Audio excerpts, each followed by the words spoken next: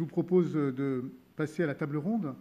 Je vais inviter alors ceux qui sont en visio, et je les remercie infiniment, mais aussi celles et ceux qui sont présents physiquement. Et donc en ligne, deux choses. La première, c'est que nous avons le réseau des territoires apprenants qui vont être en duplex, installez-vous s'il vous plaît, qui vont être en duplex avec la Réunion, sous l'orchestration, la coordination de Jiang Pham, j'espère que j'écorche pas le nom, sûrement. Mais avec lui, autour de lui, il y a François Antier, Pierre Rousseau, André Durand et Brigitte Géin, voilà, qui sont en ligne, on les a vus tout à l'heure. Donc, toute une mini table ronde à eux tout seuls. Nous serons également, nous sommes en ligne, vous l'avez vu plusieurs fois, avec Denis Barrett, qui est donc à Cork, en Irlande toujours. Et puis, en visio, nous avons Mantes-la-Jolie avec deux représentants, Christelle Dubois, qui est élue, et Aminata Diawara, qui est chargée de mission.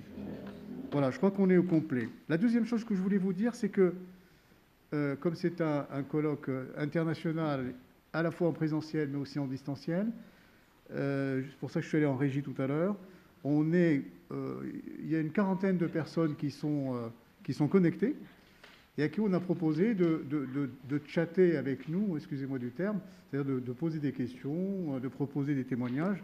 Et normalement, si tout va bien, de la régie, je dois recevoir les observations, les questions qui vous seront remises à la table ronde. Voilà. Alors, sans tarder, honneur à ceux qui sont levés tôt pour se connecter, faire des tests. Je vais parler de la Réunion, il y a un certain nombre de décalages. Je voudrais que l'on puisse donner le réseau, la ligne à Jiang Pham. Donc pour ce réseau de territoires apprenants, donc ils sont partis à la Réunion pour partager différentes expériences, mais ils ne sont pas tous évidemment de la Réunion. Est-ce que vous m'entendez à la Réunion, Monsieur Pham? On vous entend, bonjour. Parfait. Superbe. Bonjour. On vous entend. Bien, écoutez, je vous propose de démarrer la table ronde qui est consacrée au retour d'expérience nationale et internationale des villes apprenantes, avec peut-être une question: en quoi la spécificité de la démarche apprenante va renforcer la capacité de résilience? Donc peut-être nous présenter dans un premier temps ce réseau des territoires apprenants, dont je sais que vous le coordonnez au titre de Sol et Civilisation qu'on ne présente plus. Et vous avez donc des territoires différents, mais aussi des expériences différentes à nous faire partager. Vous avez la parole, Monsieur Pham. Merci infiniment. Alors, avant peut-être de commencer directement sur votre question, je souhaiterais juste rebondir sur quelques éléments de contexte, notamment celui dont parlait Monsieur le recteur, sur notre humanité qui est bien plus citadine qu'elle a été depuis peut-être la nuit des temps. Ça, c'est un élément de contexte très important parce qu'effectivement, dans ce cas-là, la ville apprenante a tout son sens. On a des éléments de métropolisation importants, des forces de métropolisation importantes, comme on dit en économie régionale. On a des flux de population qui se sont multipliés depuis les dernières années, des migrants évidemment de d'autres continents, mais aussi des gens qui évoluent à l'intérieur même de l'espace métropolitain. On a un décrochage très important, on l'observe depuis à peu près 30 ans, entre les logiques de résidentialisation avec les logiques d'emploi. Finalement, les gens habitent de moins en moins là où ils travaillent, ou alors voilà, les distances sont de plus importantes, ce qui fait que les territoires, y compris les territoires ruraux, sont soumis aux mêmes enjeux que les territoires peut-être plus urbains, dans la mesure où être diplômé de quelque part n'a peut-être pas forcément le même sens maintenant qu'avant. Être diplômé d'il y a quelques années n'a peut-être plus forcément le même sens. Donc, comme vous le dites tout à l'heure, comme j'ai entendu plusieurs intervenants le dire,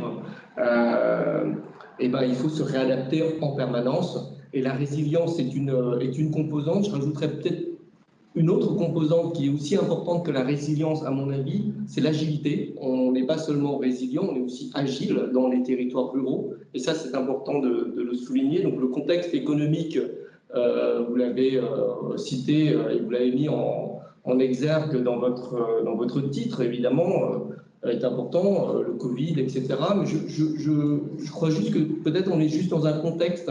Le reste, c'est les lignes de fond qui sont importantes. Et donc, l'espace, pour nous, n'est pas neutre. Ce réseau de partenaires territoires apprenants a émis cette hypothèse-là, c'est que l'espace n'est pas neutre, l'espace rural n'est pas neutre dans l'apprentissage. Il patine les compétences, il les transforme, il les valorise, mais aussi il crée des nouvelles compétences. Et notre réseau de partenaires qui va discuter de ce sujet juste après moi, eh ben, on a des initiatives extrêmement intéressantes à vous présenter qui montrent que finalement, que ce soit en ville ou dans les milieux ruraux, on a des forces d'innovation extrêmement poussées. Donc, Territoire Apprenant, c'est un programme qui dure 3 ans avec des partenaires du monde de la formation et des partenaires du monde du développement territorial unis pour comprendre, rechercher, identifier les innovations en matière d'apprenance dans le milieu rural, en France et en Europe. Voilà, je ne vais pas aller beaucoup plus loin, je vais laisser la parole à mes collègues, partenaires. D'accord. Si chacun de vous peut se présenter en prenant la parole, comme ça facilitera l'exercice de suivre à distance vos propos. Je vous remercie. Bonjour tout le monde, j'espère que vous m'entendez bien. François Entier, directeur de la Fédération des MFR de La Réunion, donc je chapeaute un réseau de 6 associations MFR sur la ville de La Réunion. Et j'ai été donc content d'accueillir une délégation en fait qui est venue rencontrer des personnes du territoire de et je pense que leur rencontre aussi bien avec le contact avec le côté géographique, topographique et tout ça de La Réunion est déjà une belle expérience, mais je crois que la plus belle expérience c'est la rencontre avec des acteurs parce que ce que j'aimerais en fait donner un petit peu comme information, si tu veux partager la diapo. Juste une petite diapo parce que concrètement, ce qui est important en fait à lire, c'est que l'île de la Réunion en elle-même en fait est très riche en termes d'éléments permettant le temps que ça arrive, voilà peut-être. À faire actionner, sachant que étant un territoire où il y a un environnement multiple, vous savez déjà la dimension, l'échelle en fait de l'environnement de la Réunion, elle est tout petite, mais très riche, notamment sur sa culture, son économie, étant une île volcanique, son langage créole, sa population, son histoire, sa politique, qui fait que chaque élément qui constitue ce territoire-là peut devenir une situation ou un espace d'apprentissage, un espace apprenant. Et donc déjà, dans cet environnement-là, on peut puiser déjà beaucoup de choses. Ensuite, dans ce que je voulais aussi poser en tant que tel, c'est que, étant responsable du réseau MFR, c'est pour ça que je l'ai introduit dans mon intervention, c'est qu'elle est au croisé d'un certain nombre d'espaces organisés en écosystème. C'est où on a une MFR qui pourrait être une sphère où se pratique l'apprentissage, où on a un milieu professionnel qui est un écosystème qui est plutôt une sphère de production, et de l'autre côté, le milieu familial, qui est lui aussi un écosystème qui est organisé en sphère de socialisation. Et concrètement, dans le croisé de tout ça, il s'agit en fait dans chaque sphère qui, en lui-même, est un selon les dynamiques de chaque acteur, et que dans chaque sphère, on va pouvoir identifier des actions où les personnes vont collaborer, construire, faciliter ou innover. Et dans chaque moment où nous provoquons en fait ces situations-là, on peut dire que l'espace où le tiers-lieu, puisqu'on pourrait, pour reprendre les expressions de tout à l'heure, contribue en fait à faciliter l'apprentissage. Et que concrètement, dès le moment où on fait rencontrer les acteurs et chaque membre de chaque communauté, eh bien, nous avons déjà un pas de plus dans le cadre des apprentissages. Ce que je voulais notamment, en fait, pour conclure, pour ne pas non plus garder trop longtemps la parole, simplement pour dire que même si un territoire, il est petit, mais pour autant, je crois que c'est les acteurs qui, par leur implication, leur action, va permettre en fait d'agir sur une transformation, un apprentissage, et permettre aux personnes d'apprendre. Et notre action est davantage orientée vers une jeunesse, les jeunes à l'intérieur de tout ça, puisque les MFR, avant tout, leur action, c'est dans l'accompagnement des plus jeunes pour que ils puissent puiser dans le territoire pour pouvoir grandir au mieux. Voilà. J'ai essayé de très, résumer un point de vue, plutôt que quelque chose de vraiment, conceptualisé. Voilà. Parfait. Parfait. Merci, Monsieur François Antier. Donc,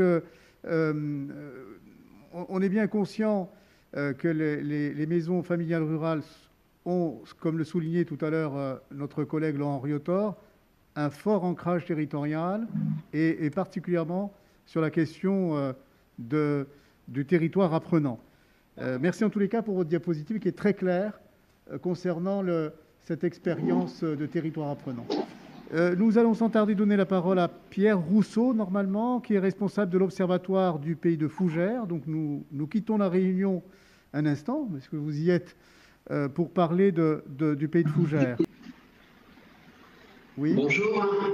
Donc Pierre Rousseau, je suis le responsable du pôle observation et animation territoriale, mais je suis à la réunion avec le groupe Territoire Apprenant. Oui, complètement. Alors, ce que je vais vous proposer, c'est de parler lentement, parce que nous avons un interprète qui s'adresse aussi à nos intervenants européens, et également, on me dit qu'il y a des gens connectés de l'international, mais on n'a pas la précision s'ils parlent anglais ou pas.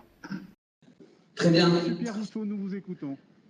Donc, je viens d'un petit coin de la Bretagne, au nord-est de la Bretagne. Notre pays de Fougères, c'est un territoire rural qui est organisé autour d'une ville de 20 000 habitants, qui est Fougères.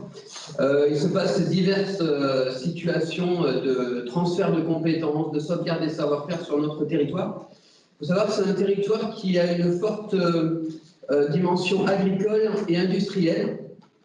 On a eu un temps de la mono-industrie, la transformation, la transition de l'industrie s'est fait déjà depuis longtemps, mais il y a toujours des besoins de compétences dans ce domaine-là.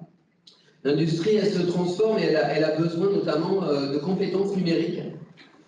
Et on s'est rendu compte assez tôt, par notre suivi au sein de l'Observatoire, que de difficultés de recrutement et puis de jeunes du pays de Fougères, à une quarantaine de kilomètres de Rennes, la métropole régionale, ce qui paraît proche, mais n'empêche, on notait un manque d'appétence, on va dire, pour les formations longues, technologiques, voire scientifiques. Mis là-dessus l'absence de lieu du numérique, on a souhaité au sein de l'association, les élus, travailler sur cette stratégie numérique et est venue l'idée de créer un Fab Lab. Donc notre Fab Lab, c'est un tiers-lieu dédié à la fabrication numérique.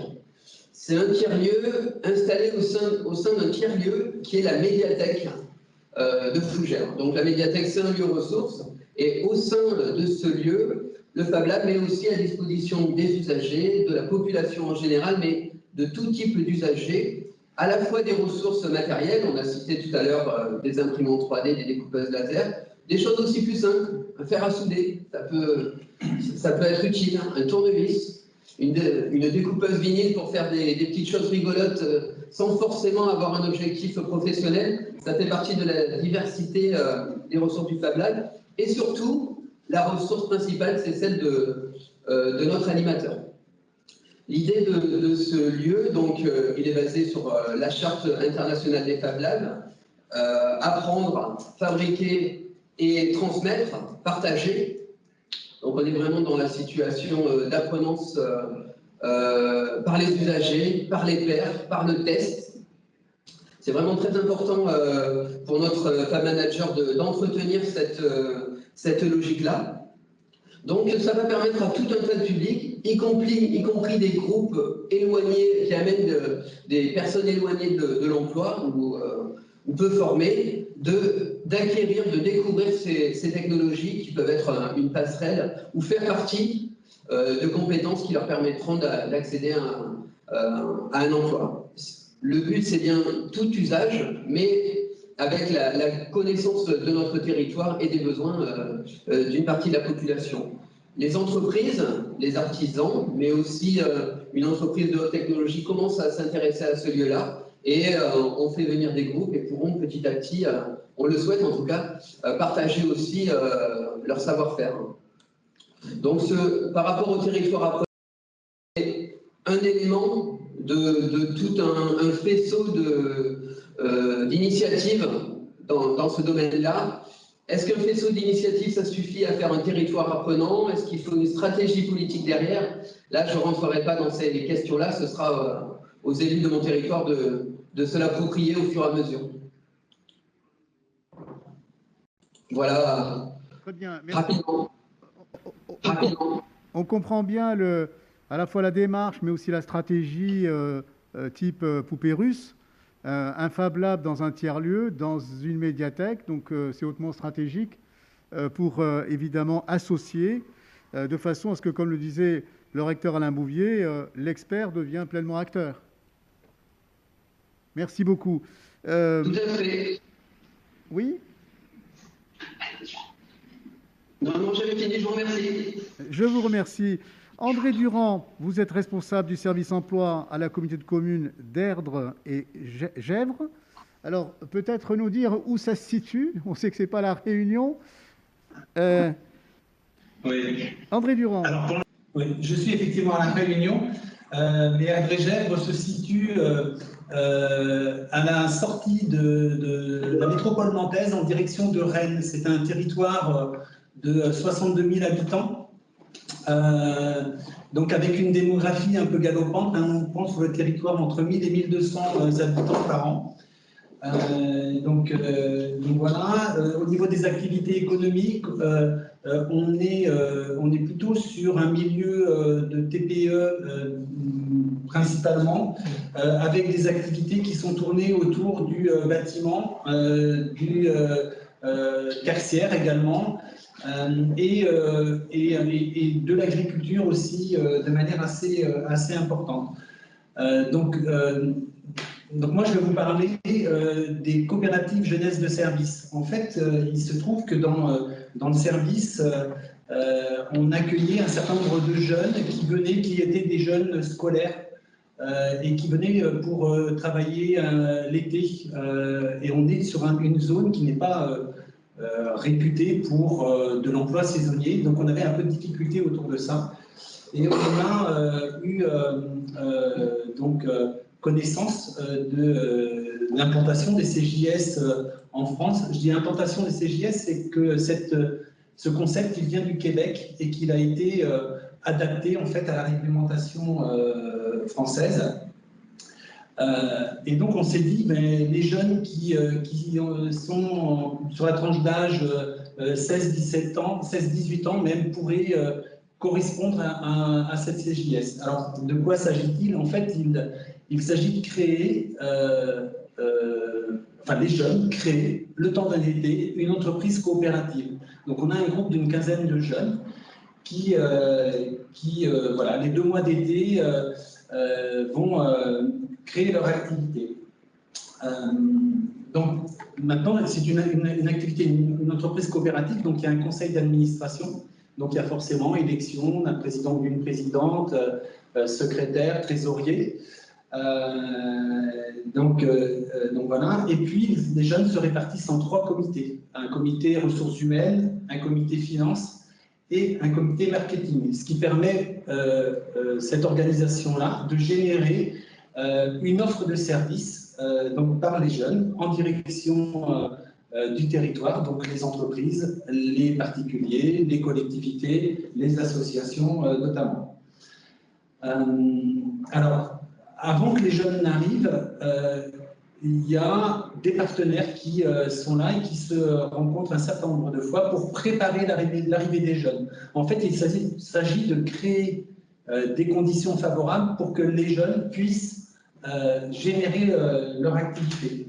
Alors, dans ce comité local, on va retrouver la mission locale du secteur, le conseil départemental, des structures d'animation jeunesse, la communauté de communes, bien évidemment, des jeunes anciens, pardon pour l'expression, mais des anciens coopérants, des jeunes qui sont passés dans les premières sessions, on va dire, et qui ont souhaité intégrer ce groupe, ce comité local, et puis une coopérative d'activité et d'emploi qui est le support juridique donc de la coopérative et qui permet aux jeunes d'être salariés, de pouvoir faire des devis, de pouvoir facturer.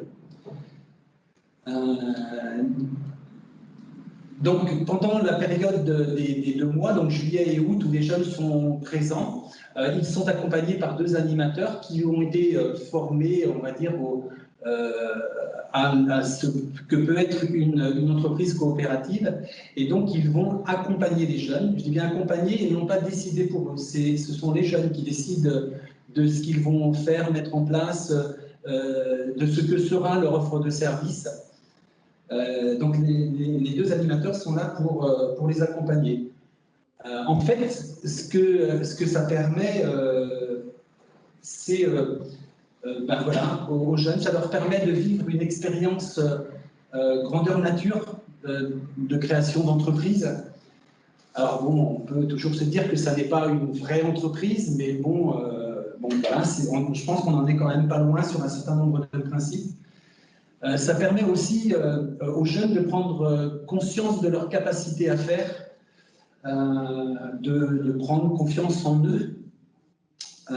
Et puis pour certains jeunes peut-être plus en difficulté, se rendre compte que eux, ils ont aussi des capacités et qu'ils peuvent les exprimer en dehors des cursus scolaires. Voilà, on a un certain nombre d'exemples qui ont montré que finalement, individuellement, il y a aussi des effets intéressants au travers de cette CJS. Et puis accessoirement, je dis accessoirement parce que ce n'est pas forcément des salaires mirobolants, mais un salaire qui environne, on va dire, à chaque fois entre 400 et 500 euros. C'est un premier salaire, ça répond effectivement aux attentes de ces en termes d'activité, mais aussi au territoire. C'est vrai que c'est important. J'ai oublié deux acteurs essentiels dans ce comité local. C'est le conseil de développement du territoire et également le club d'entreprise. Voilà ce que je voulais vous dire. Parfait. Merci beaucoup, Monsieur Durand. On voit bien que vous êtes dans la lignée de ce que nous disait tout à l'heure Christine Lifoc, qui d'ailleurs dans le chat nous pose une question à la fois sur le Fab Lab de Fougères, mais aussi la question de la transition de l'économie locale. Est-ce que le Fab Lab peut faciliter cette transition de l'économie locale vers un autre type de développement? Peut-être, avant de donner la parole à Brigitte Géhin, est-ce que Pierre Rousseau, vous pouvez reprendre le micro pour répondre à cette première question posée par chat? Oui, bien sûr. Alors, ce n'est pas du tout l'ambition qu'on a souhaité donner au Fab Lab. C'est un petit élément dans un réseau. Voilà. Notre ambition elle est beaucoup plus modeste. Il s'adresse d'abord aux usagers qui vont en faire, qui vont peut-être devenir des acteurs de l'économie locale. Un Fab Lab, ça peut accompagner une entreprise qui se crée dans une phase d'expérimentation. Le Fab Lab a accompagné, par exemple, un artisan chocolatier qui faisait des moules pour préparer des bouteilles en chocolat pour Noël, pour tester, pour fabriquer ça. Mais il n'a pas transformé son économie, cet acteur. Voilà, l'ambition est beaucoup plus modeste que ça. C'est les usagers qui en feront ce qui ont besoin. Ce qu'on souhaite vraiment, c'est que les entreprises et l'ensemble des usagers citoyens puissent à terme, au fur et à mesure, se rencontrer dans ce lieu-là. Mais je ne pense pas qu'il faille lui conférer une telle ambition. Il est par contre un élément d'une stratégie numérique du territoire qui est complété par exemple par un incubateur qui est porté par Fougères Agglomération. C'est un plus. Donc c'est complémentaire par rapport à plutôt vos objectifs de transmission, de partage, et particulièrement pour des personnes qui seraient éloignées de l'emploi. Merci. Brigitte Géhin, vous êtes responsable de projet au pôle développement de l'Union des MFR. Bonjour. Alors, je vais essayer de partager avec vous ce que nous apprenons de notre travail de capitalisation, puisque le projet consiste à visiter, à nous immerger au sein de territoires, à rencontrer des acteurs et à rechercher une compréhension des dynamiques apprenantes à l'échelle de territoires dans des configurations diverses. Territoire rural périurbain, territoire rural isolé, territoire de montagne, territoire insulaire, etc. Alors c'est un peu ambitieux parce que nous sommes à mi-projet. Toutefois, voilà, nous allons vous proposer peut-être un premier retour d'expérience, un premier retour d'apprentissage. Tout d'abord, vous l'avez entendu à travers les différentes interventions, et ça rejoint aussi les interventions que nous avons entendues en amont. Territoire apprenant concerne les territoires, à la fois les territoires, les organisations et les personnes qui vivent, les individus, les personnes qui vivent, travaillent, habitent le territoire. C'est un premier point. Ensuite, il nous semble observer que les dynamiques collectives apprenantes dans les territoires ruraux sont plutôt porteuses d'avenir. Pourquoi? Premièrement, parce que ces dynamiques, elles s'organisent autour d'enjeux, elles se mettent en œuvre autour d'enjeux. Nous avons entendu des enjeux économiques. Comment rechercher, mettre en cohérence l'activité, des activités qui sont en mouvement dans les territoires et les compétences disponibles dans le territoire ou les compétences en devenir sur les territoires. Nous avons entendu aussi des dynamiques apprenantes autour des transitions. Vous l'avez dit en introduction, dans le propos introductif, la transition énergétique, la transition numérique.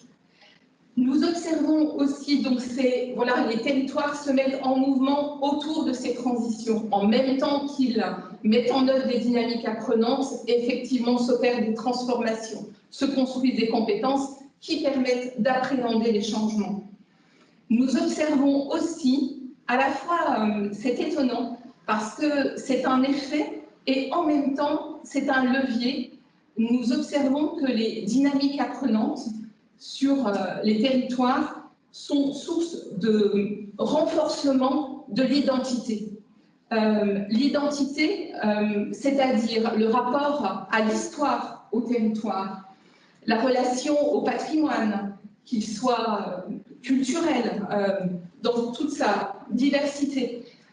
Nous nous rendons compte aussi que les dynamiques apprenantes sont source de renforcement du lien social, de la cohésion sociale sur le territoire. Comme je le disais, donc à la fois des effets et des leviers pour appréhender de nouveaux changements. Cela fait partie des apprentissages. Un deuxième point que nous observons, c'est que les territoires apprenants, les dynamiques collectives d'apprentissage dans les territoires permettent aussi de travailler d'autres questions. La question de la relation urbain-rural. Je vivais en ville, je travaillais en ville, je veux m'installer en territoire rural. Peut-être ai-je besoin de construire des compétences qui vont me permettre de m'installer, de m'intégrer dans le territoire et de travailler en cohérence aussi avec les activités proposées par le territoire. Nous voyons qu'il y a des dynamiques apprenantes autour de cette question-là. Nous observons aussi des dynamiques apprenantes autour de la question des relations et des transmissions intergénérationnelles qui ne sont pas forcément travaillées ailleurs. Nous observons aussi que les dynamiques apprenantes sont source d'inclusion, notamment pour des personnes appartenant plutôt à des minorités. Nous nous rendons compte aussi que les dynamiques apprenantes sur les territoires sont source d'accompagnement de la jeunesse. Accompagnement de la jeunesse à prendre place dans le territoire, à prendre place pour vivre un métier, à prendre place en tant que citoyen, personne engagée, peut-être futur élu, peut-être responsable associatif. Donc, il nous semble qu'il y a un réel enjeu autour de cet accompagnement de la jeunesse. Et je terminerai sur un dernier point qui concerne plutôt nos observations concernant les modalités de mise en œuvre des dynamiques apprenantes. Cela a été dit à plusieurs reprises. Des dynamiques participantes, des processus démocratiques, des dynamiques qui relient, qui associent. Et concernant la jeunesse, il nous semble qu'il y a un enjeu majeur. Effectivement, et cela concerne certainement plus globalement notre génération et la génération des adultes qui travaillent pour et auprès des jeunes. Mais en tout cas, Territoire apprenant vient interroger notre capacité à associer les jeunes, à faire avec les jeunes, à accepter qu'ils soient acteurs et nous à leur côté. Il nous semble là qu'il y a en tout cas un réel enjeu qui peut préparer le devenir de ces jeunes et le devenir des territoires et donc contribuer à la résilience des territoires. Merci. Merci bien de rappeler qu'à la fois, il n'y a pas d'intelligence sans mémoire, hypothèse 5 du recteur Bouvier. C'est important de ce renforcement d'identité par rapport à l'histoire, mais aussi des dynamiques apprenantes qui ont un impact, évidemment, pour la transmission intergénérationnelle. Je dois dire, alors restez avec nous à la réunion, on va donner la parole à Denis Barrette pour Retour à Cork. Peut-être rappeler dans votre réseau de territoires apprenants, il y a aussi le comté de Mayo qui fait partie de votre réseau apprenant, donc comté de Mayo qui est en Irlande. Alors retour justement en Irlande, Denis Barrette, on vous voit régulièrement sur nos écrans. Merci d'avoir patienté jusque-là. Peut-être rappeler que Cork était capitale européenne de la culture en 2015, et d'où l'intérêt de la ville de Clermont-Ferrand, voire du Massif central, de s'y intéresser de très très près, que vous avez organisé avant Clermont la conférence internationale des villes apprenantes en 2017, et surtout ce qui pourrait être intéressant pour nos participants, c'est que vous coordonnez j'oserais dire, le bon cluster, parce que le mot cluster en ce moment est quelque chose de mal connoté, un bon cluster éducation à la santé à laquelle appartient la ville de Clermont.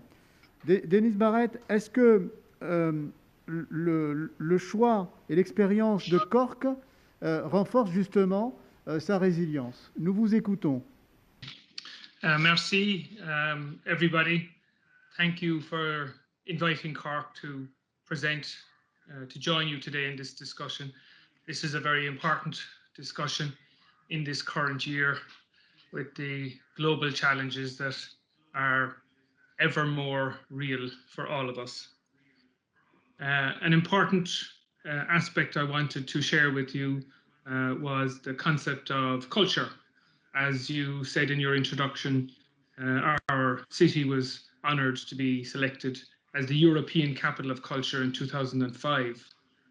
In 2002, our city had selected in its plan, its 10-year development plan, to start making the city a city where the culture of learning was recognised and celebrated. One of the key methods of celebrating learning of all kinds is through the medium of a festival. So the connection between the world of the arts and of education became new and quite exciting.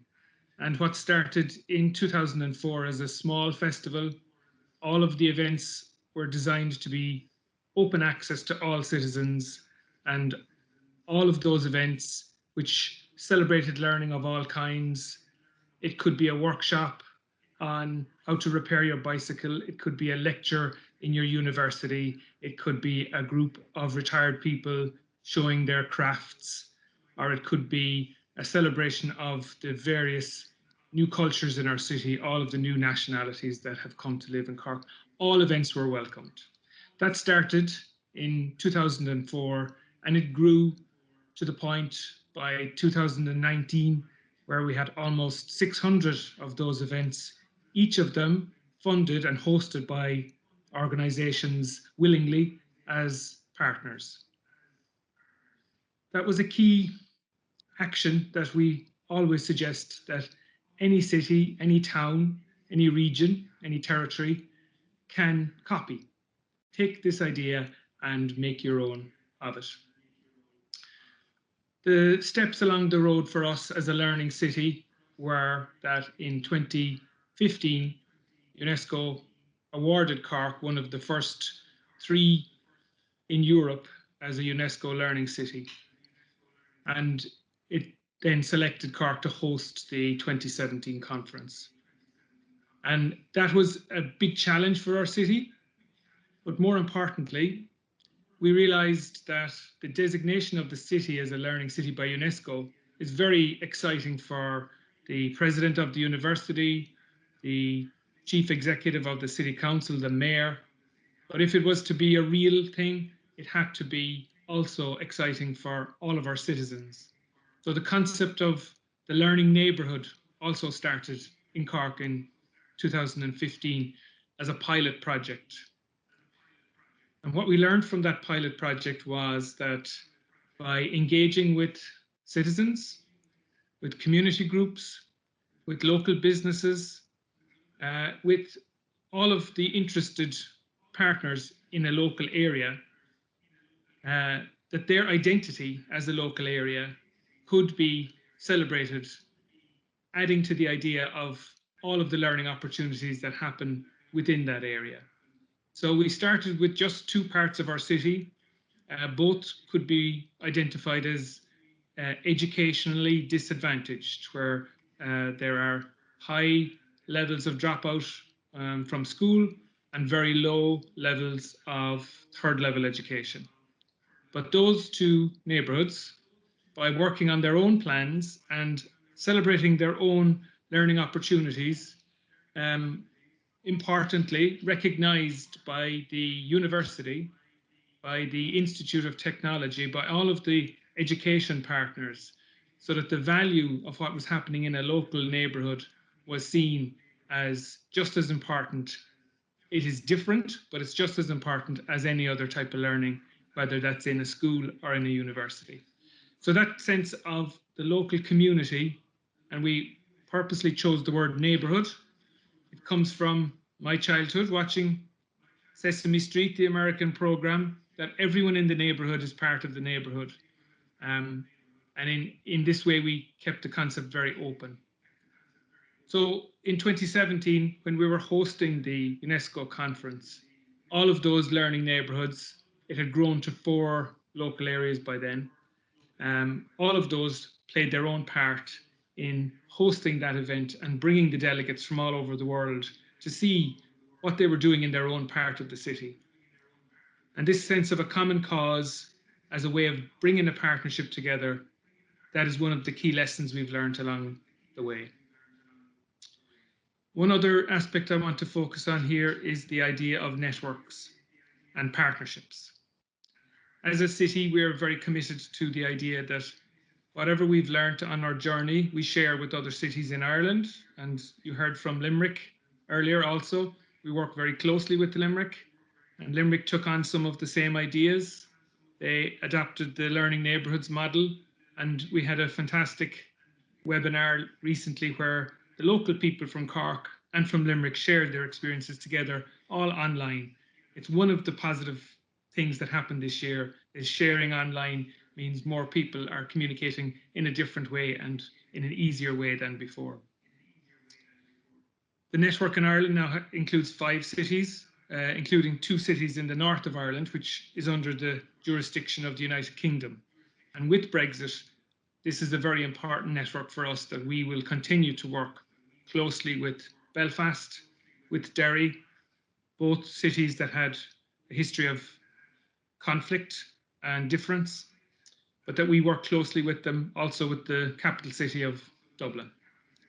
And then internationally, Cork is committed to the networks with UNESCO, with the global network of learning cities, and with the cluster concerning health and well-being, that we're really happy that Clermont-Ferrand is a partner with us on this, as is Mantes-la-Jolie. And we're looking forward to learning together in this network. The last point I want to make is another concept that has worked well for us. It is the idea of a memorandum of understanding, which is like a contract, but it is not legally binding. But our city has found it is a very good way to state commitment to these ideals, to delivering on the Sustainable Development Goals, and to work in partnership with other cities. So there are 2 levels of MOU, as we call it, Memorandum of Understanding. One is internal to our city, so all our lead partners in our city commit to work together to make Cork a learning city. And the second then is outside our city. There is one joint Memorandum of Understanding across Ireland. All 5 cities have signed it. And we have also signed agreements like this with international cities and also with the UNESCO Institute for Lifelong Learning. And this is something, again, I would suggest that even small territories, small towns, if your own commitment to these ideals is strong and you find a partner and you can create a network of partners, the idea of the Memorandum of Understanding is a very good way to commit to long-term sharing of good experience and to learning from each other. So those are 3 of our experiences I wanted to share with you today. The idea of the learning neighbourhood, the idea of the networks and partnerships, and that third idea of the Memorandum of Understanding. I'm very excited by what I hear is happening in France and your deliberations on how to support resilience in your communities, in your cities, and we would share with you in these same concerns. I want to thank you for your attention, and I would be happy to take any questions. Merci beaucoup. Merci. On vous applaudit même, on vous applaudit.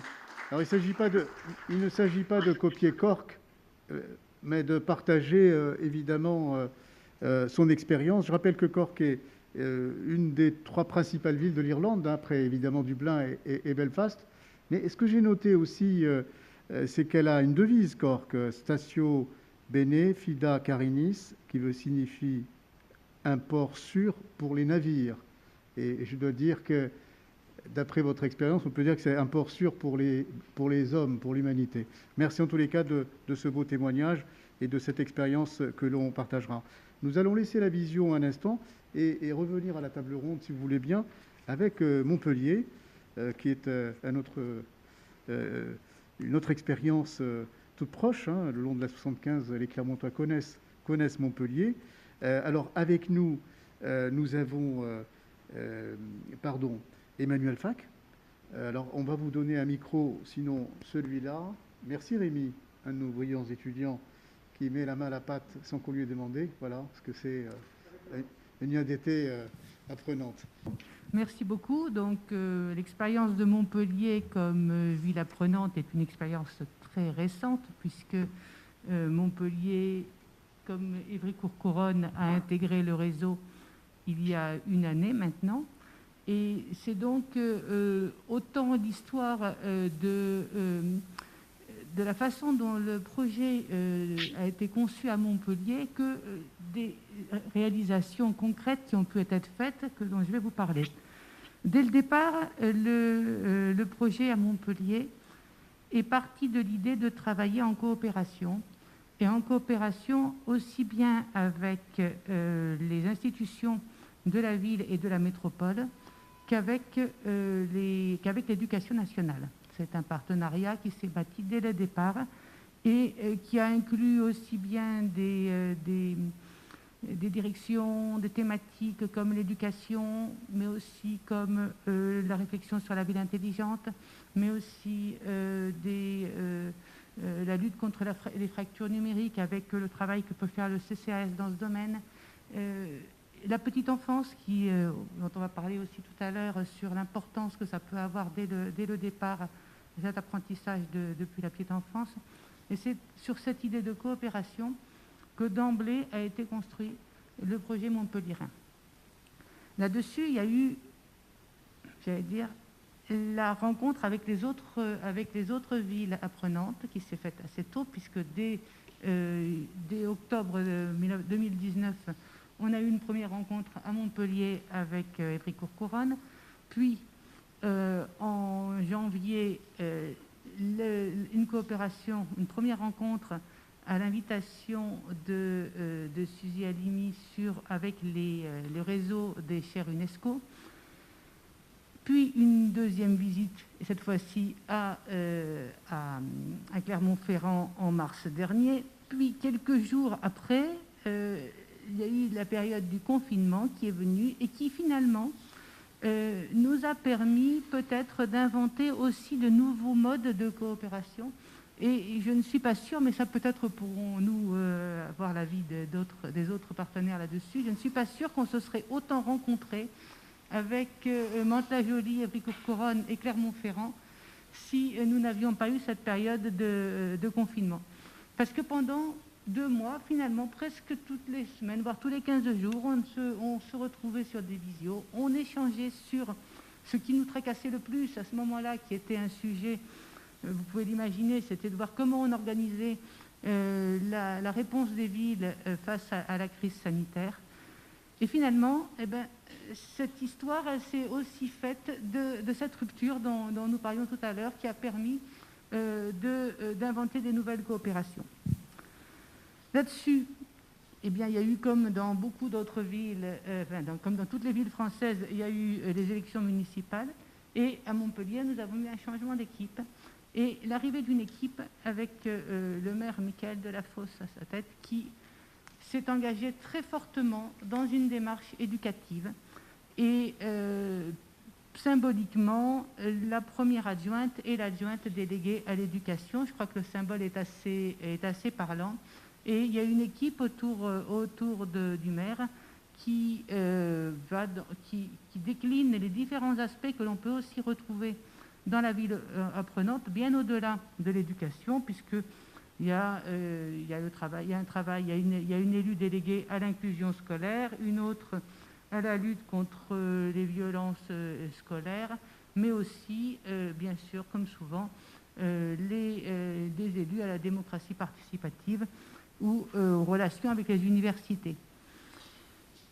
j'ai oublié, et c'est également un élément important qui s'est passé juste avant le confinement, on a fait à Montpellier une première rencontre avec les chers UNESCO montpelliéraines, puisque nous avons la chance d'avoir dans notre ville trois chers UNESCO, et nous avons lancé en mars dernier cette première coopération. Tout ça, c'est une histoire très jeune, 1 an de recul, mais c'est aussi à Montpellier, je crois que l'apprentissage fait aussi référence à une histoire beaucoup plus ancienne, puisque Montpellier est une ville universitaire, une ville qui s'est construite autour de l'université, une ville qui aujourd'hui fête ses 800 ans, l'université fête ses 800 ans cette année, donc il y a vraiment un terreau d'apprentissage et d'engagement dans les dynamiques de l'apprentissage qui fait partie de l'ADN de la ville et qu'il faut évidemment renouveler avec les autres modes d'apprentissage. J'ai entendu beaucoup de choses passionnantes aujourd'hui sur toutes ces nouvelles modalités, tout ce qui contribue à l'apprentissage. Je vais vous donner quelques exemples de ce qui se fait d'ores et déjà à Montpellier et qui, je crois, rentre dans cette dynamique d'une ville apprenante, même si ça a été antérieur à la démarche, qui est encore récente. Je pense notamment à l'Agora des Savoirs. Ça fait plus de 10 ans qu'à Montpellier sont organisés des cycles de conférences sur des thématiques qui sont souvent liées à la science, mais pas uniquement. Les thématiques sont très larges et qui sont des cycles d'apprentissage pour le grand public. Une autre expérience qui m'a fait penser peut-être à la logique des tiers-lieux qui nous a été présentée tout à l'heure, c'est la halle Tropisme, qui est un lieu qui s'est implanté à Montpellier cette année, enfin en 2019, dans une ancienne halle qui servait de garage au service de l'armée qui ont déménagé.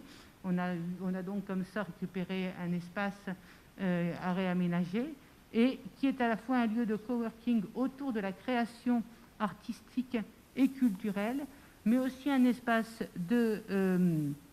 d'exposition et de convivialité autant que possible, même si cette année n'a pas été une année malheureusement très conviviale, mais c'est quand même un espace de convivialité.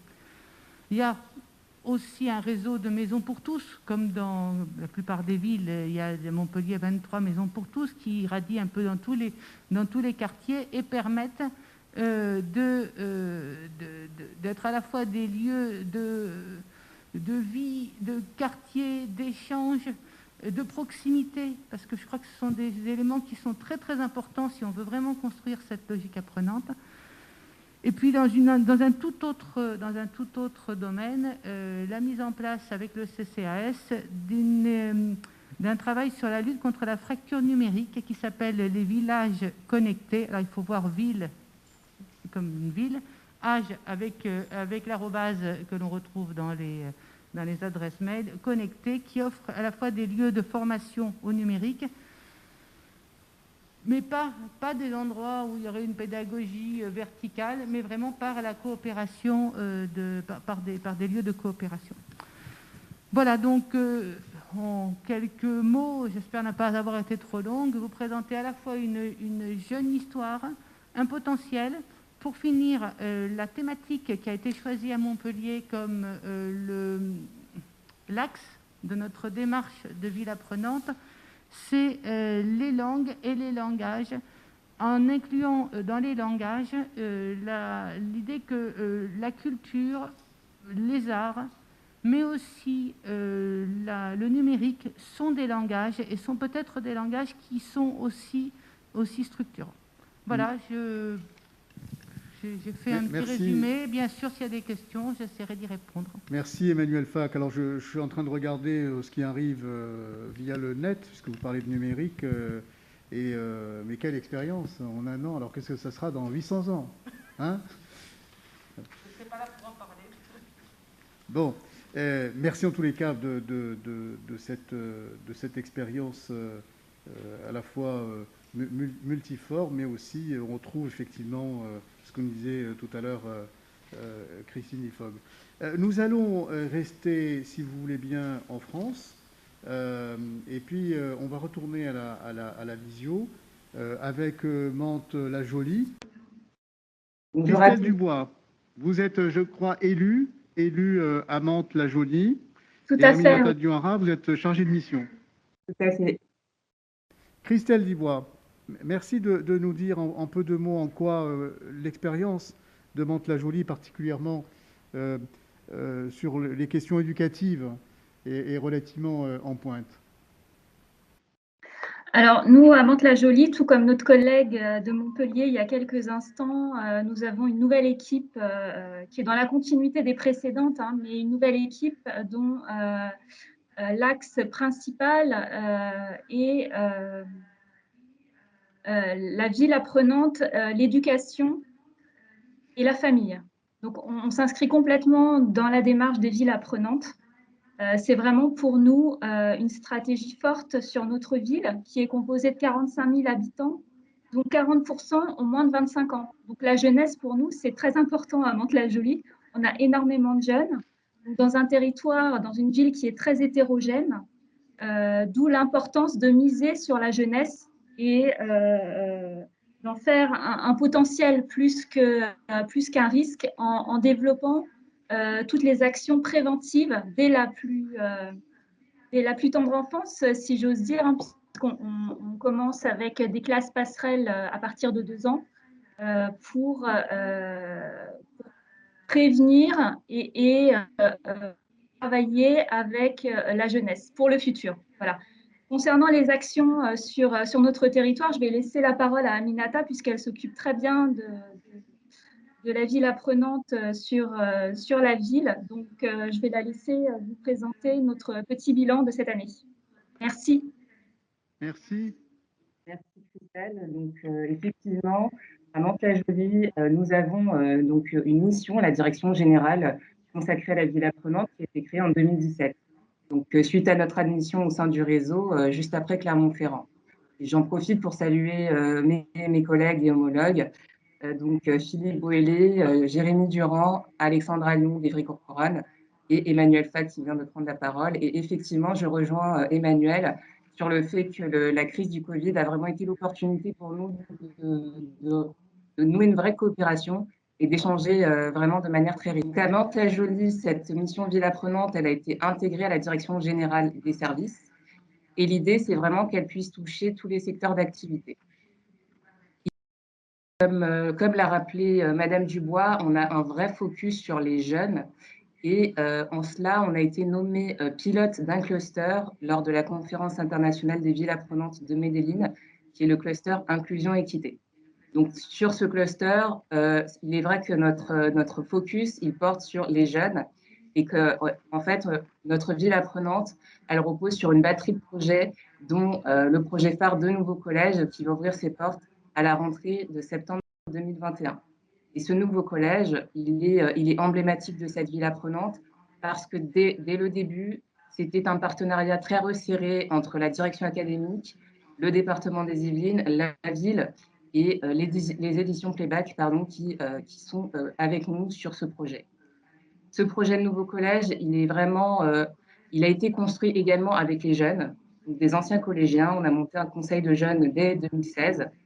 Et il est vrai que pour nous, c'est aussi une opportunité de transformer nos manières d'agir et de créer nos actions en essayant d'associer un maximum les habitants. On a également d'autres projets phares.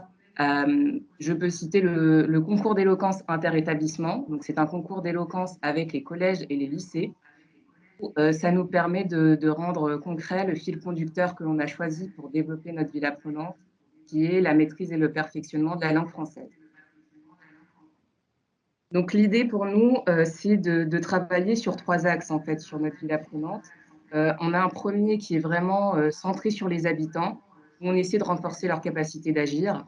Le deuxième axe, et là, je pense qu'on est complètement dans cette logique de résilience, c'est réhabiliter l'image de la ville de Mantes-la-Jolie. Ça reste un défi spécifique au territoire. Mantes-la-Jolie est une ville qui a pu souffrir d'une mauvaise réputation dans les années 90 et c'est vrai que ça nous colle à la peau. Qu'avec notre projet de ville apprenante, on essaie aussi de vraiment valoriser ce qu'est réellement la ville, de valoriser ses richesses parce que c'est aussi une ville d'histoire, c'est une ville royale avec un patrimoine assez important. Et en ça, sur l'aménagement du territoire, on a pu le faire notamment sur un projet qui a été placé sous le patronage de la Commission nationale française pour l'UNESCO, que je salue. C'est un projet qui a été achevé l'année dernière. C'est la requalification du square dans lequel se trouve notre hôtel de ville. Et c'est un square où tous les habitants de la ville viennent et où c'est un lieu d'apprentissage informel pour nous. Il y a une agrafe, une terrasse de lecture entre la médiathèque et le square et qu'il y a également des références à l'histoire de la ville. Donc pour nous, c'est vraiment une démarche qui touche tous les secteurs d'activité.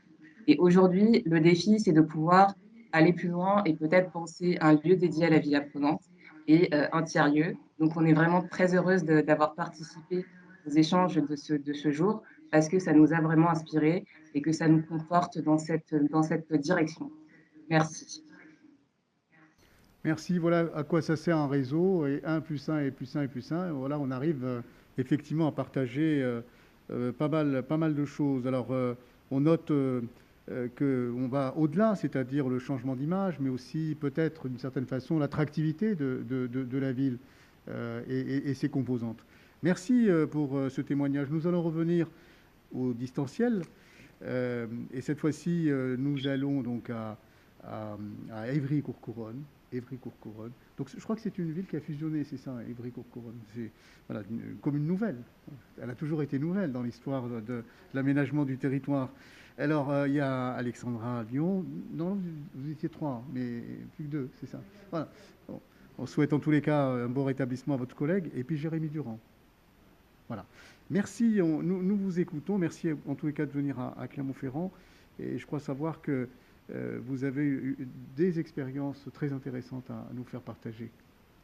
Un petit mot effectivement sur Évry-Courcouronne, vous avez raison, c'est une ville nouvelle devenue maintenant nouvelle ville, puisque 50 ans plus tard, on ne peut plus tellement parler de ville nouvelle, mais donc Évry, pour la petite histoire, a fusionné avec Courcouronne, sa petite voisine. Évry, c'était 55 000 habitants, Courcouronne, 15 000, et donc nous sommes depuis un peu plus d'1 an maintenant Évry-Courcouronne. C'est donc une ville nouvelle, une ville qui a cette particularité, comme les autres villes nouvelles d'Île-de-France, d'avoir été construite et pensée pour habiter, contrairement à certaines villes, par exemple en Seine-Saint-Denis ou dans d'autres secteurs qui ont été construites très vite pour loger en masse. On a été construite et pensée pour habiter, vivre dans la ville. Il y a eu ensuite une certaine paupérisation à la fin des années 80, début des années 90, et voilà qu'on se relève de ces années où on tente de le faire avec ce qui aujourd'hui, moi je le vis comme une force. Quand on est allé à Montpellier, notre interlocuteur nous a dit « On voit que vous êtes des enfants de la politique de la ville ». Nous sommes des enfants de la politique de la ville. Et la force que ça nous donne, on l'a vu en construisant notre ville apprenante, c'est qu'on s'appuie, on a une habitude d'un travail en réseau et d'un travail multipartenarial qui est profondément ancré, si ancré que c'est quasiment un réflexe. Et donc, notre particularité dans le réseau des villes apprenantes, je ne vais pas revenir sur les points communs qu'on a avec nos trois voisines françaises et puis les autres villes mondiales, mais peut-être notre particularité dans ce réseau, c'est que notre ville apprenante ne s'est pas construite simplement avec l'éducation nationale, l'agglo, la ville, ou etc., mais vraiment dans un état d'esprit dans lequel on était déjà depuis longtemps, où les partenaires sont nombreux, très ouverts et ont l'habitude de travailler ensemble et de travailler ensemble très concrètement. Et indéniablement, c'est une véritable force puisque ça permet de déployer notre ville apprenante sur un existant déjà riche et déjà dense. La deuxième chose sur laquelle je voudrais insister, c'est que l'histoire de notre ville, la construction de notre ville fait que nous bénéficions d'un certain nombre d'atouts forts, des acteurs économiques implantés sur notre territoire, le groupe Accor, le Safran, le Génopôle, donc le regroupement de 80 entreprises à la pointe dans le domaine de la génétique. Vous connaissez tous le Téléthon, c'est à Évry-Courcouronne. Voilà, et qui sont des acteurs engagés dans notre ville apprenante. Alors, là, pour le coup, c'est un nouvel apprentissage parce que les acteurs économiques dans une ville apprenante, c'est un peu nouveau. On n'a pas l'aisance des anglo-saxons sur le sujet, mais ça vient doucement. On a aussi un réseau d'universités et de grandes écoles assez fort. On a 3 grandes écoles à Évry-Courcouronnes, une université de 15 000 étudiants. Et dans notre population, cette particularité que la moitié de nos habitants, 35 000 sur les 70 000, sont scolarisés de zéro, donc dans les écoles primaires, secondaires et supérieures. La moitié de notre population est scolarisée, donc est déjà apprenante dans le sens habituel du terme, même si maintenant qu'on est une ville apprenante, on dit que on a 70 000 habitants dans notre ville. Pour la construction de ce projet, vous avez souligné le travail en réseau, c'est très fort au niveau de notre ville, c'est très fort dans le réseau des villes apprenantes. Il faut rendre ici hommage à Clermont-Ferrand, beaucoup à la personne de Philippe Boëllet, qu'on considère vraiment comme notre grand frère apprenant, c'est-à-dire que Clermont-Ferrand ayant été la première ville, bien sûr qu'on est très inspiré et qu'on est très embarqué dans cette énergie-là. Et en plus, Philippe Boëllet en fait très facilement et très généreusement profiter les villes qui entrent dans le réseau.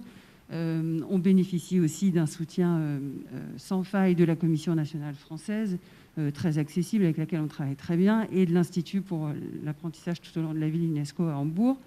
Je prendrai un exemple très concret de ce qu'on a vécu, notamment effectivement pendant la période de confinement, et même encore maintenant pendant la crise sanitaire, puisque on ne peut pas tout à fait considérer qu'on en soit sorti.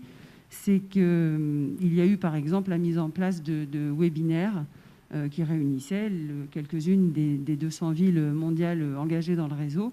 Et alors vraiment, ces webinaires réguliers, fréquents et très axés sur du concret. Qu'est-ce que vous faites pour répondre à tel ou tel défi? Qu'est-ce que vous faites pour répondre à tel ou tel besoin de vos habitants? Et on l'a tous vu dans nos villes. Les besoins, évidemment, ont émergé, ont été urgents. Dans une ville comme la nôtre, l'impact économique, l'impact social, l'impact éducatif est très très fort, je dirais même mais bouleversant pour certaines familles. Pendant le confinement, ce sont des enfants qui ne mangeaient plus à leur faim, qui ne mangeaient plus des repas équilibrés, puisque ces repas équilibrés, ils les prenaient à l'école. Et donc, ce n'était pas toujours possible dans la famille. Des situations... enfin voilà, qu'on a tous les uns les autres connus, des personnes isolées. On a mesuré, s'il en était besoin, ce qu'est la fracture numérique, puisque quasiment le seul et unique moyen de communication était numérique. Donc on voit bien ceux qui en étaient écartés. On a un défi s'agissant de la langue aussi, puisqu'on a une certaine partie de notre population qui maîtrise peu ou mal le français. Donc tous ces défis, on a pu très concrètement et très honnêtement en parler avec donc les villes du réseau mondial des villes apprenantes. Effectivement, Emmanuel l'a dit aussi, avec les villes apprenantes françaises, où les liens de collaboration se sont faits très, très facilement et très spontanément et durent encore maintenant.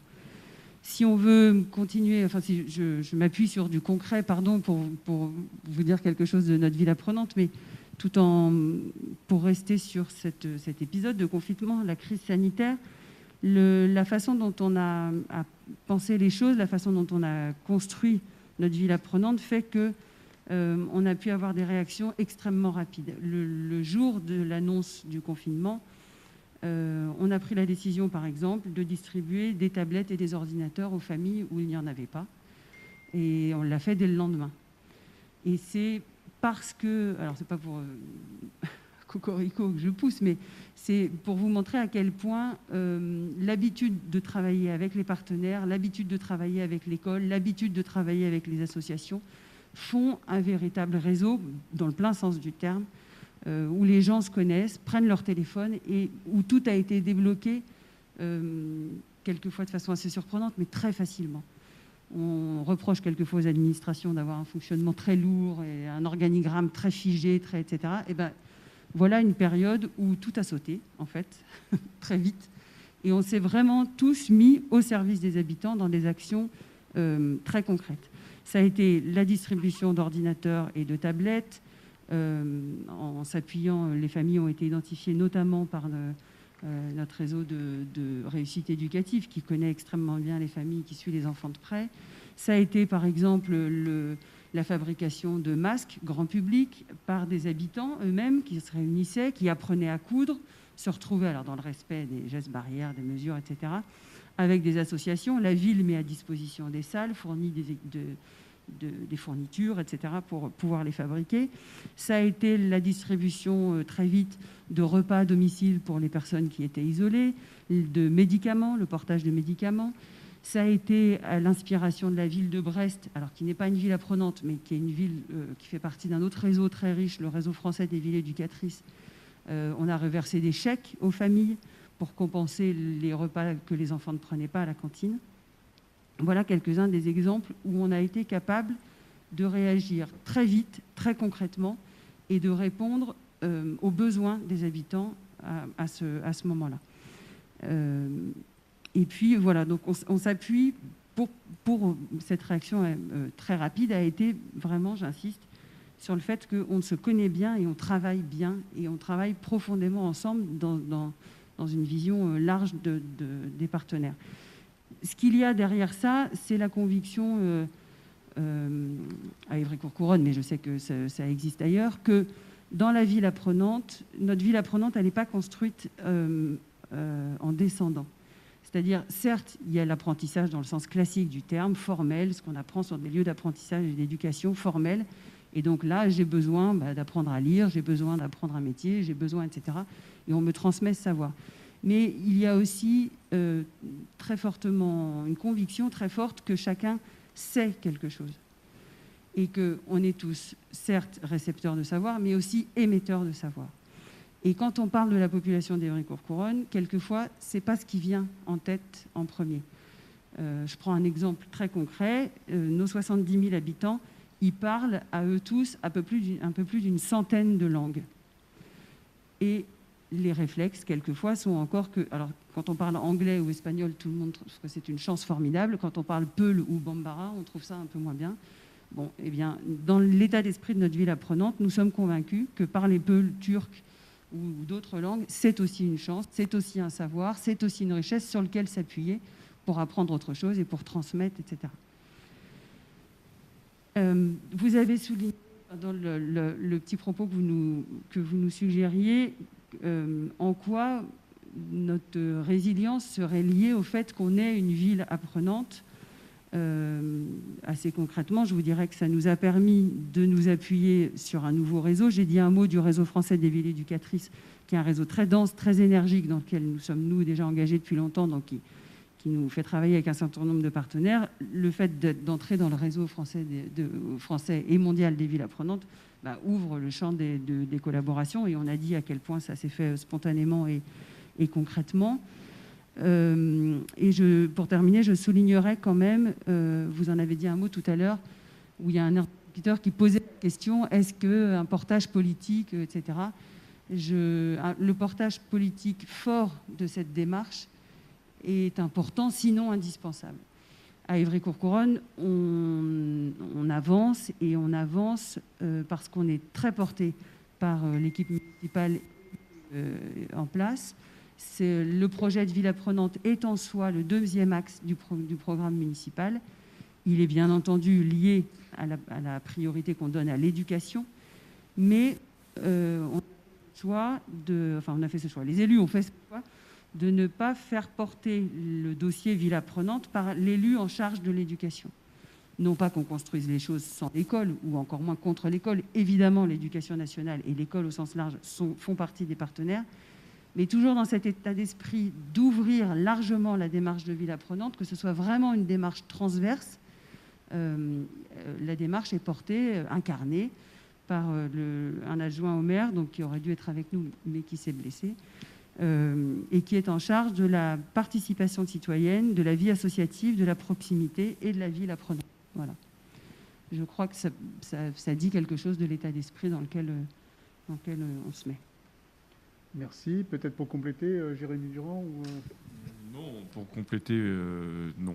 Non, enfin, j'allais dire pour compléter pour la forme, mais oui, c'est moi qui suis depuis longtemps sur ce territoire. C'est une vraie révolution dans les fonctionnements. Le recteur tout à l'heure parlait d'organigramme et de ressources.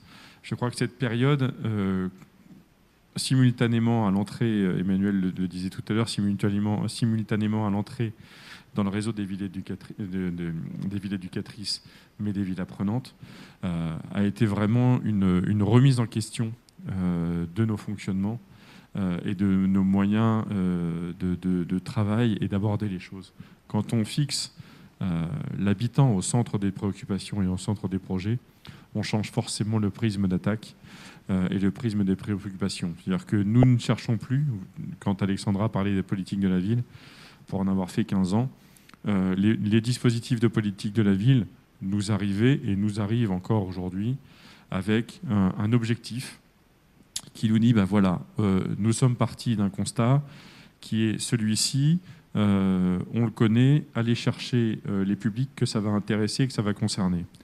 La démarche de ville apprenante, en particulier pendant cette période de Covid, nous a fait complètement changer l'angle d'attaque et nous a contraint de partir du constat, du besoin de l'habitant pour ensuite créer un dispositif et une action.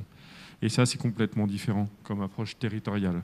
C'est-à-dire que nous ne sommes plus avec des dispositifs descendants, sachant qui concernent un habitant, mais bien du constat de l'habitant, de son besoin, de son envie, et du constat que l'habitant fait lui-même, et c'est ça qui est important dans la notion de ville apprenante, c'est partons du constat que l'habitant fait lui-même et pas celui, avec tout le respect que j'ai pour les universitaires, mais avec celui qu'on fait à sa place, j'ai envie de dire, mais vraiment de partir de ce constat personnel de l'habitant pour décliner ensuite une politique publique. Et ça, c'est complètement différent.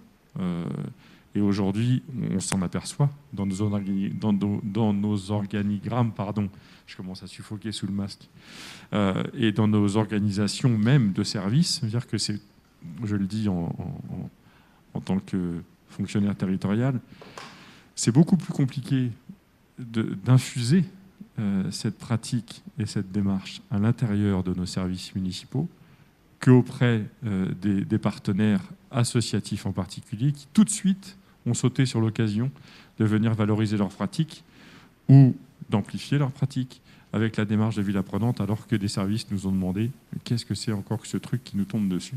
Et ça fait 20 ans que les dispositifs ou labels ou étiquetage arrivent et le temps va passer. Et maintenant, le temps ne va pas passer et c'est pour ça qu'on insiste bien au niveau municipal sur le fait de ne pas parler de dispositif ni d'action, mais bien d'une démarche.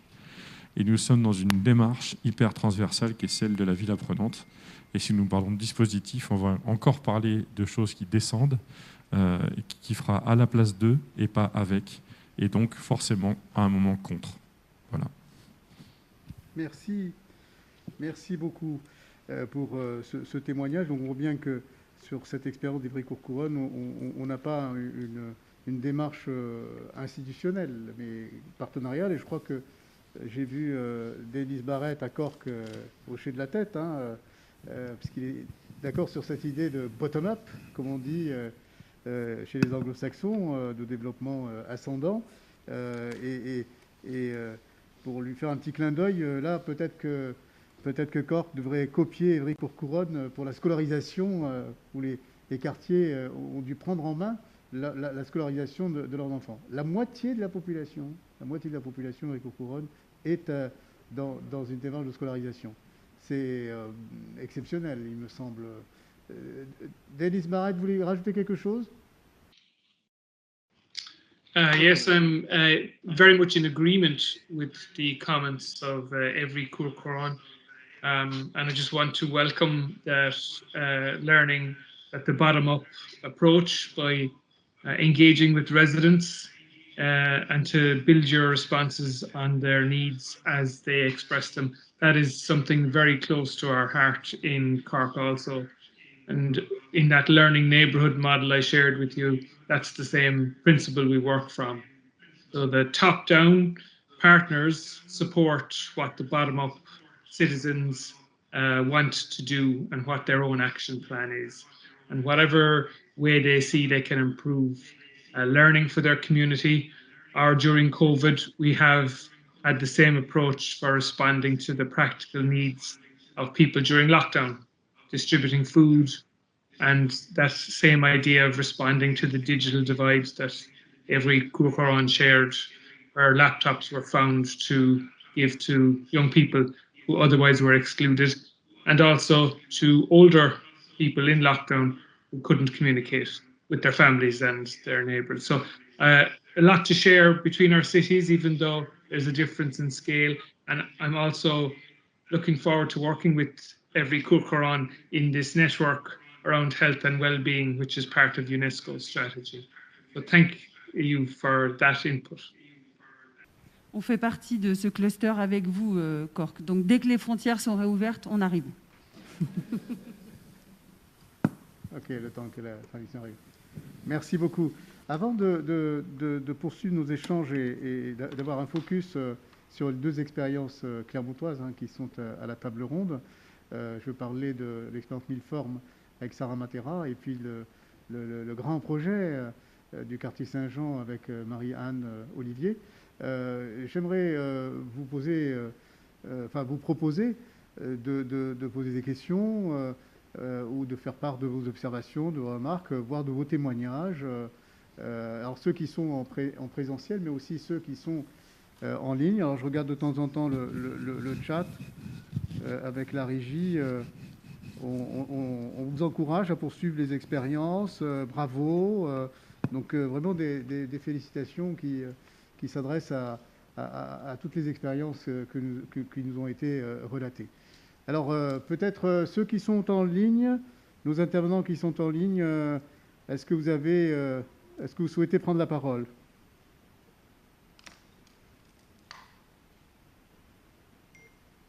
Ah.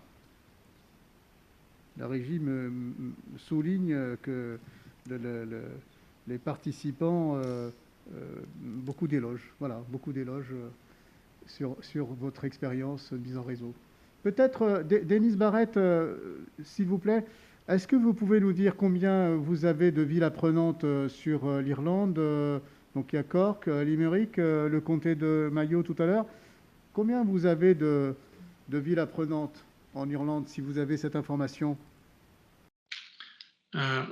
Thanks once again. In Ireland, we have 3 learning cities, but on the island of Ireland, we have 5. So in the north of Ireland, which is part of the United Kingdom still, Belfast and Derry, but in the Republic of Ireland, Dublin, our capital, and then our closest sister city, and it's great to see Limerick here today also. I want to say hello to Limerick, have worked a long time with us in Cork. And we've learned a lot from sharing openly with each other, and we would love to see new cities in Ireland take on the same approach. We've been reaching out to the city of Waterford because it's part of our regional strategy. So your topic for the discussions today is very relevant to us in Cork.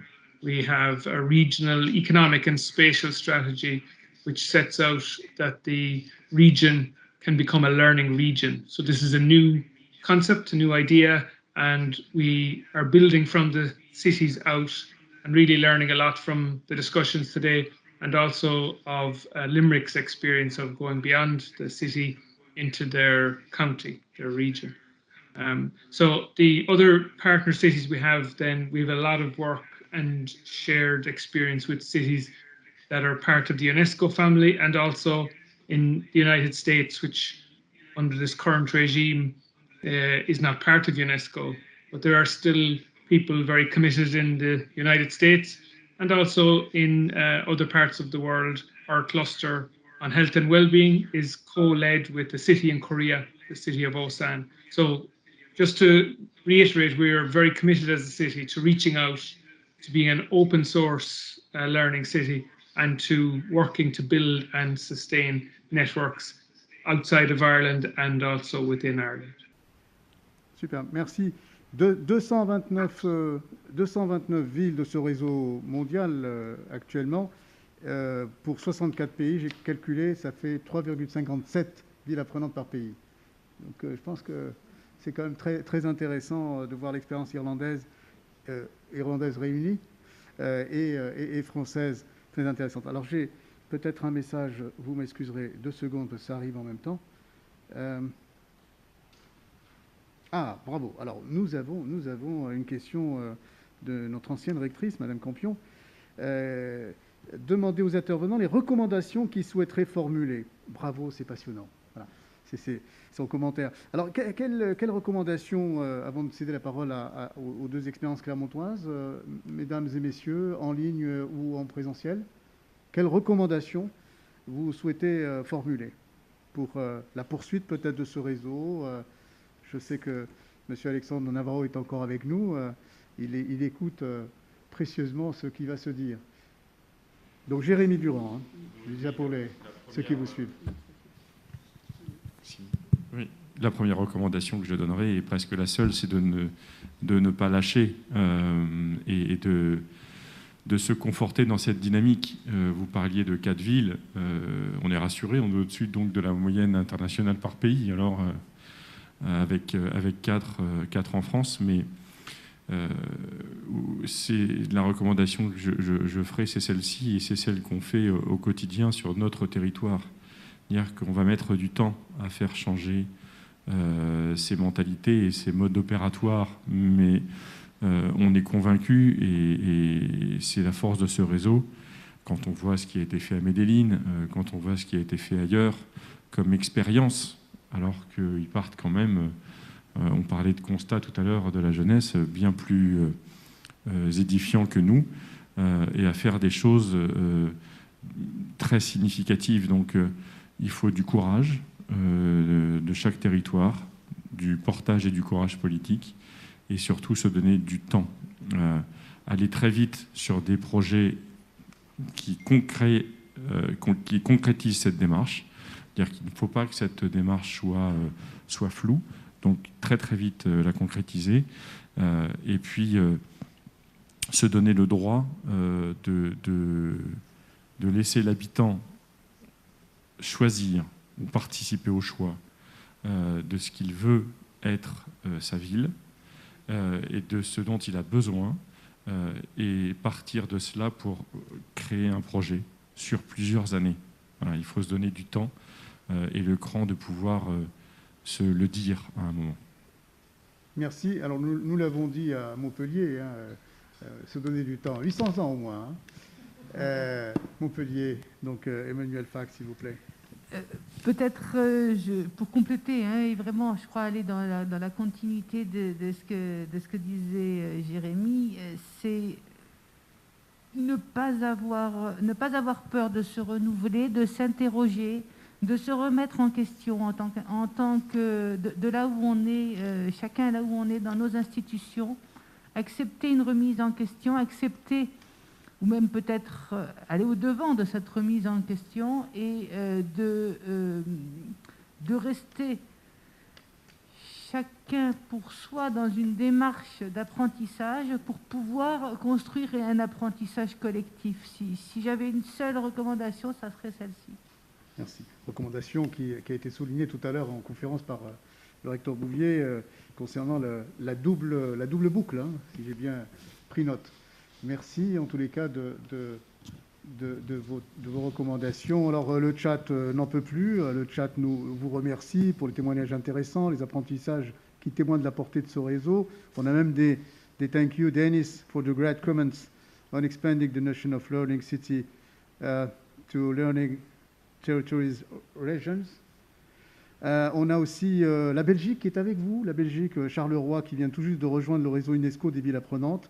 Un immense merci pour ce partage d'expérience. Tout cela est vraiment très inspirant et on se réjouit de pouvoir vous rencontrer, on l'espère, prochainement. Voilà. Donc c'est pour vous dire la portée de ce réseau, de ce colloque international et de ce réseau mondial. Merci en tous les cas. Je regarde s'il n'y a pas d'autres questionnements. La réunion, vous êtes toujours avec nous. Est-ce que vous voulez formuler des recommandations, le décalage horaire? Le directeur de l'IADT fait signe qu'ils ont décroché peut-être, parce qu'ils sont en échange, en séminaire. Merci en tous les cas à vous.